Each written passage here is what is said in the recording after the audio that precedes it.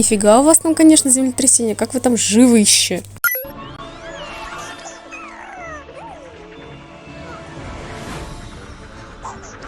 Ни один нормальный ребенок в такой момент смеяться не будет.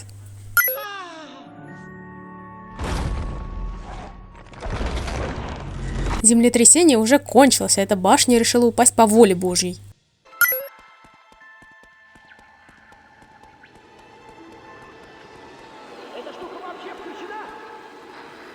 Окей, газ-механик, он смог настроиться на волну телевизора Микки, но телевизор-то должен быть включен, чтобы хоть что-то показывать.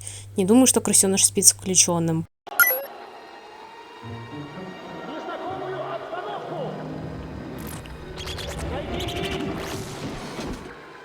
Окей, можно допустить, но если настраиваться на частоту телевизора еще можно, то дистанционно превратить его в портал, это уже слабо верится.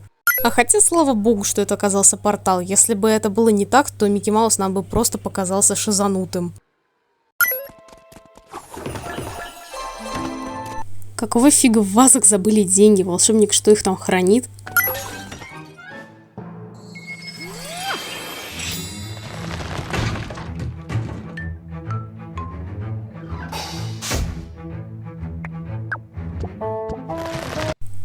Ну из какого фига шляпа научилась оживлять предметы?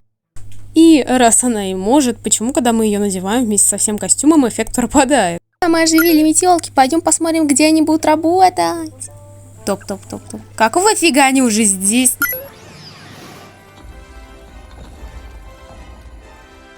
Как закрашивание камушков и звездочек влияет на то, чтобы появилось созвездие в виде Микки Мауса? Но откуда взялось у Микки это Ага, все, я поняла. Микки дома на всякий случай держит невидимое зеркало-портал, связанное с зеркалом в каком-то космосе, если вдруг туда занесет его кисточку. Правильно, да? Да? Я думаю, да. Взглянув на кисть, он подумал, а что если растворитель поможет найти ответ? А чё за ответ? Просто выйти из дома через входную дверь нельзя? Ну ладно, может это для катсцены, для эффекта. What the fuck? Где? Что? Ты... Что ужасный тут забыл? Как его тут дом оказался? Да блин, потом в игре даже показано, что он живет в Астауне. Когда, что, кого, как. О да, рушить обсерваторию, в которой ты тут впервые, это очень хорошая идея. В принципе, вся эта секция начальная ощущается скорее как сон, потому что никто ничего не объясняет, что это за обсерватория, что за летающие шары. Единственное здесь важное — это выбор, краска или растворитель. И все.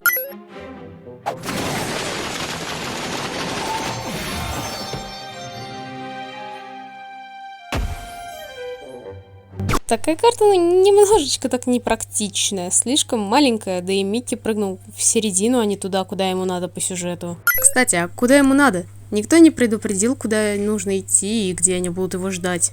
Они просто стоят и надеются, что Микки Маус обладает телекинезом. И оказывается то, что да. О, ну все, минус жизнь. А, нет, в игровом геймплее все нормально. Прости его, Артензия. Говорят же, в первый раз прощается. В оригинале было сказано, что у всех есть второй шанс. Зачем изменили эту реплику, непонятно. Он бы все отремонтировал на Злобной улице, но... Опять небольшая проблема с переводом. Только в этой катсцене в Ред-стрит называют Злобной улицей. Скорей! Уходим, пока замок не обвалился! О боже, замок начинает рушиться. Эпик момент, что сейчас нужно будет на время проходить, блин. А, нет, хоть час там стоит, замок подождет. Скорее вы, сонные мухи! Ну так и что вы стоите? Замок, пусть и не в геймплее, но по сюжету-то он рушится. Вы должны бежать за ней со всех ног. Вы бы успели, если бы так и было. Вот незадача. Микки, это телевизор, при помощи которого мы тебя вызвали в Хламляндию. Не знаю, удастся ли нам его починить. Так и зачем его чинить? Вот он, Микки, тут в Хламляндии, все нормально. Встаньте по обе стороны, возьмитесь за рычаги и принимайтесь вращать, как вы подниметесь в лабораторию. Попробуй дать разряд на выключатель. Оба электрода одновременно. Эта штука заработала. Да, я знаю, как это...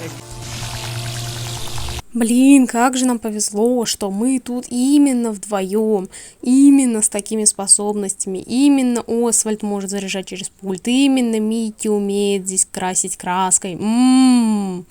А как другие бы здесь проходили?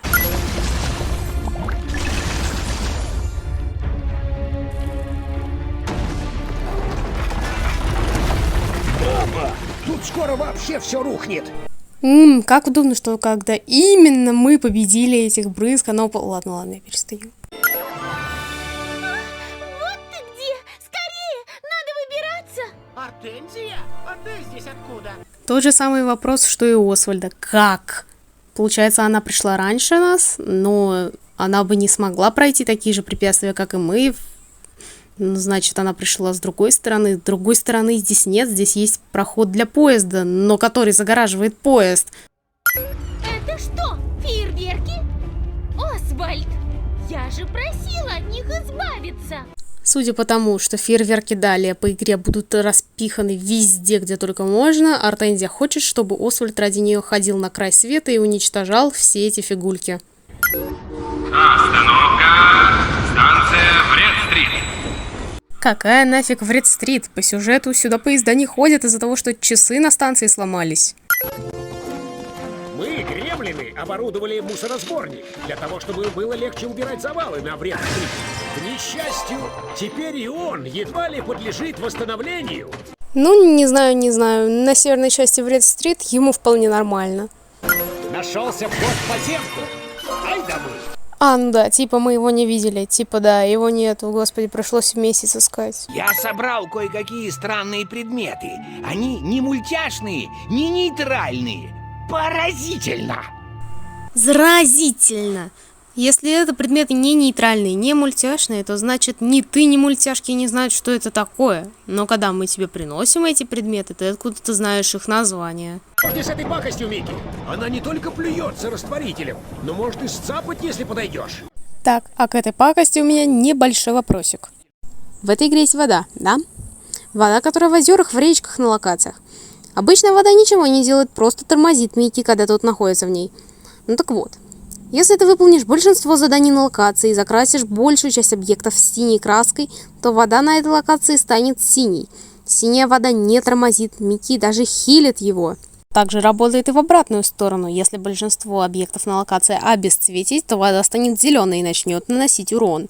Судя по тому, что атаки вот этой фигульки зеленые, то значит это должно работать и в обратную сторону, но нет. Если ты прикоснешься к этому синему пузырю, то тебя просто замедлит на пару секунд, как обычная вода, и все. Почему это так работает, я тоже хочу узнать.